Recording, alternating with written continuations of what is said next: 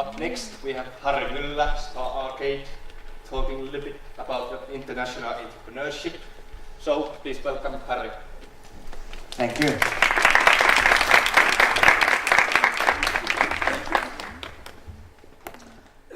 Good afternoon. Kuka oot ja mitä teet?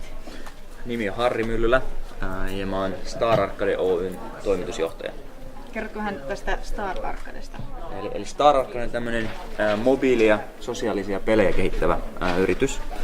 Me ollaan suunnilleen vuoden vanha yritys ja toimitaan Suomesta käsin, mutta kansainvälisillä markkinoilla. Meillä on Suomessa lähes kaikki meidän työntekijät, meillä on sitten pari henkeä maailmalla myöskin, lähinnä myynnissä ja liiketoiminnan kehityksen tehtävissä. Me ollaan brändätty meidän kaikista työntekijöistä missä tahansa, niin meistä on aina se piirretty kuva. Meidän oma graafikot meillä talon sisällä on piirtänyt ne kuvat ja me käytetään niitä. Miten tunnistaa niistä? Joo. Okay. Kerrotko sun koulutuksesta? Mikä sulla on koulutustausta? Eli mä oon käynyt tämmöisen tutkinnon Suomessa ja Englannissa, jossa mulla on ammattikorkeakoulututkinto täältä ja BBA-tutkinto Englannista.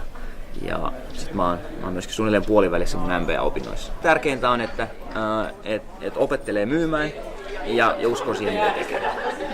Ehkä siinä on ne kaikkein tärkein. Kiitos haastattelusta. Kiitoksia.